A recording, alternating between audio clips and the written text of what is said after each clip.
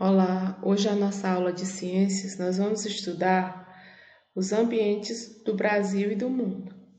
Nesses ambientes do Brasil e do mundo, nós vamos conhecer a diversidade de biomas do Brasil e onde está localizado, da linha do Equador, que é uma linha imaginária, até os polos, que é o Polo Norte e o Polo Sul, certo? Então nós vamos entender um pouco dessas características hoje. Vamos ver aqui o mapa do Brasil. Vocês estão vendo aí, Brasil é o quinto maior país do mundo em extensão territorial. E vocês vão entender aqui, pessoal, as características do Brasil. Por exemplo, os biomas que estão localizados e como são as características. Por exemplo, se nós estamos viajando do norte a sul, do leste a oeste, então nós vemos diversidades. Se você viajar mais para a parte norte, você vai ver a floresta amazônica, essa parte verde. Vocês estão vendo rios. Se você viajar mais para a parte do Pantanal, você vai ver aí, certo? Uma diversidade, vocês estão vendo aqui onde está localizado os biomas, certo? Esse bioma, e vocês vão ver no Pantanal, é onde está a Vitória Régia, certo? Você viajar lá e você vai ver essa parte aqui mais central, você vai ver os campos, você vai ver as florestas, que estão localizadas mais na região de Minas Gerais, certo? Cerrado, tá? E você viajando para o Nordeste brasileiro, você vai ver essa parte da Caatinga. Se você vier mais para o litoral, você vai ver a Mata Atlântica, certo? Então, essas são as características dos biomas brasileiros que nós vamos estar estudando, certo? A partir desse capítulo. E hoje nós vamos entender uma viagem pelo Brasil, para que vocês possam, logo em seguida, responder a página 4, a primeira, a segunda e a terceira questão da página 4 do Diga Aí. Viagem pelo Brasil. Oi, filha, estou no aeroporto de Manaus. Tirou foto da paisagem enquanto estava no avião? Vai para onde, mãe? Brasília. Chega em casa hoje, antes de você dormir. Olha só que imagem incrível. Essa foto é chegando em Brasília? KKK, não, filha. É da floresta amazônica. Chegando em Manaus. Chegando em Brasília, a paisagem é essa. Por que não tem floresta em Brasília? Boa pergunta. Vamos pesquisar juntas quando eu chegar em casa. Bom voo, mãe. Beijo. O que você percebe aqui é a primeira imagem que você está vendo a parte da floresta amazônica e a segunda imagem que você vai ver, certo? Brasília. Você está vendo a parte mais de cerrado, certo? Uma vegetação diferenciada. Por que isso acontece? Por conta dos fatores climáticos em relação às zonas climáticas que estão próximas ou não da linha do Equador, certo? Então tem mais incidência de chuvas, a vegetação é diferenciada, por isso que ocorrem esses fatores, tá certo? Agora nós vamos lá para a próxima. Então, por que os ambientes são diferentes? Nos ambientes existem seres vivos e fatores não vivos, fatores ambientais, que nós chamamos. Então, tem os fatores vivos e os não vivos, como temperatura, quantidade de chuva, tipo de solo e umidade. Esses fatores variam de um ambiente para outro. Então, vocês estão vendo aí um ambiente mais gelado, um ambiente mais quente, um ambiente que tem mais vegetação e outro que tem menos. Então, vocês estão vendo aí, pessoal, a diversidade de paisagens que tem no mundo devido a todos os fatores que está caracterizado aí, certo? E então, nesses ambientes vivem os seres vivos, certo? Cada ser vivo ele se adapta ao ambiente em que ele, certo, é originário. Os seres vivos.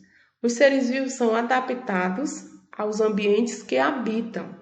Por exemplo, os pinguins estão adaptados a ambientes frios e por isso não conseguem sobreviver em uma floresta.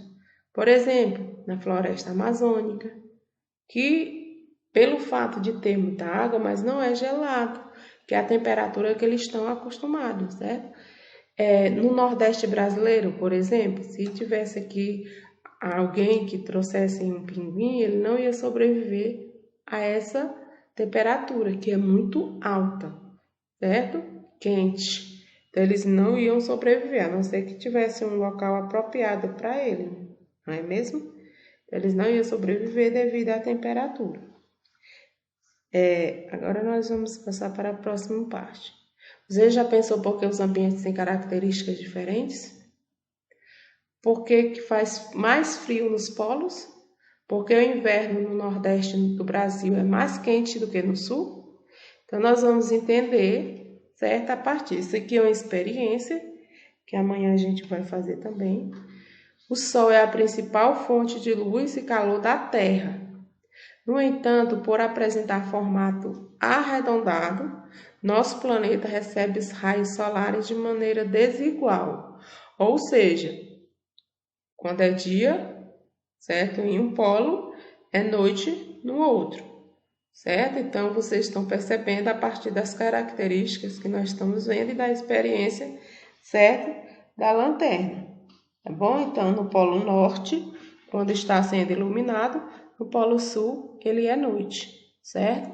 Então, nós vamos perceber que é o dia e a noite, por isso que é desigual. Linha do Equador. Regiões próximas à linha do Equador recebem mais energia do que uma região de menos tamanho localizada próxima à região do mesmo tamanho localizada próxima aos polos. Por isso os polos são tão frios. Então vocês percebam que por isso que as regiões que são mais próximas à linha do Equador, elas são mais quentes.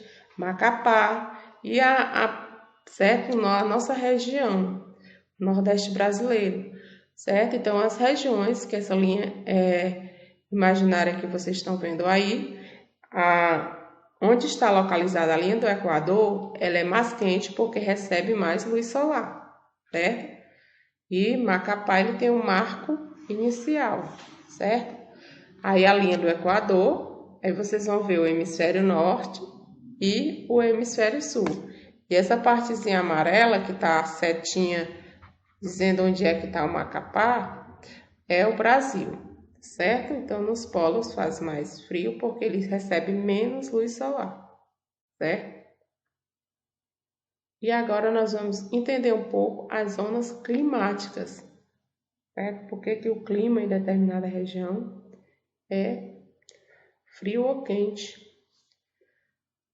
As diferenças de aquecimento fazem com que a Terra apresente grandes zonas climáticas.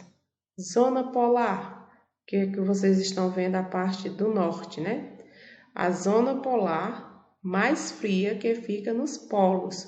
Então, a zona polar são essas partes. O polo norte, que fica a parte mais em cima, e o polo sul, que é essa parte mais embaixo, certo?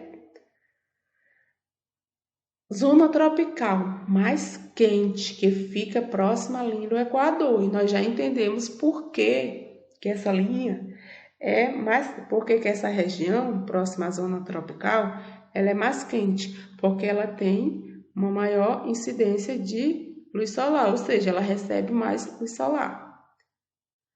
Zona temperada, onde se intercalam períodos mais quentes e mais frios, dependendo da época do ano, que fica entre zona polar e a zona tropical, ou seja, é onde vocês estão vendo essa partezinha, certo? Que é verde, da parte verde.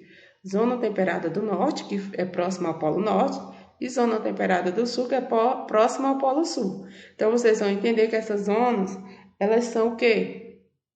Elas têm um inverno rigoroso, porém elas têm a incidência das 4 estações do ano, elas têm períodos que são mais frios, tem períodos que são mais quentes, ou seja, vai depender da estação do ano. É normal que nesses locais eles tenham as 4 estações do ano bem definidas, certo? Primavera, verão, outono e inverno, certo? Ela vai ter as 4 estações bem organizado. Diferente da zona tropical, que em algumas regiões a gente só percebe por conta de algumas características de plantas, de fatores climáticos, como chove ou faz sol em determinado período. As zonas temperadas, elas têm as estações bem definidas, certo?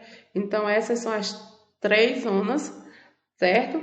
Características: zona polar, certo? Que tem a do norte e tem a do sul. A zona tropical, que é a que fica mais próxima à linha do Equador. E a zona temperada, que é as que ficam intercaladas, ou seja, elas ficam ou próximas ao Polo Norte ou próximas ao Polo Sul, certo? Então, elas ficam também um pouquinho próximas à zona tropical, como vocês estão observando nesse espaço, certo?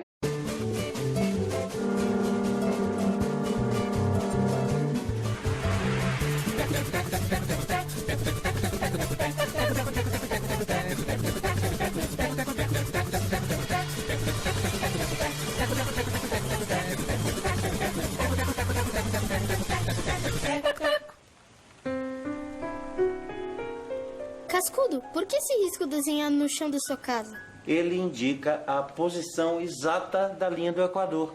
É sério que a linha do Equador passa exatamente aqui? Claro que sim, menino desconfiado. Que da hora! Desse lado eu tô no hemisfério norte e deste lado eu tô no hemisfério sul? Eu escolhi esse lugar para morar exatamente pela localização estratégica. No Equador, estou numa posição central em relação a todos os colaboradores que enviam material para minha obra.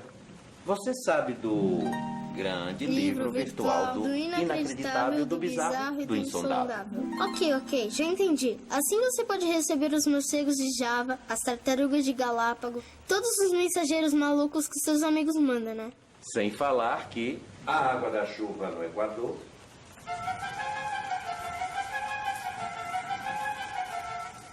é mais gostosa. Cara estranho.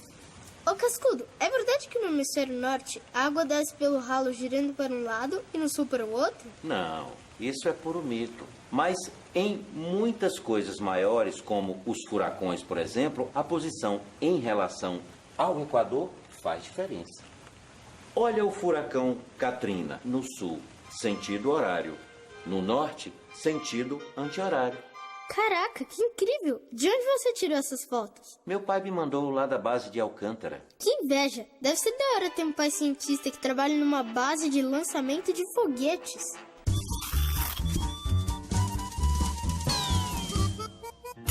Olha o cara!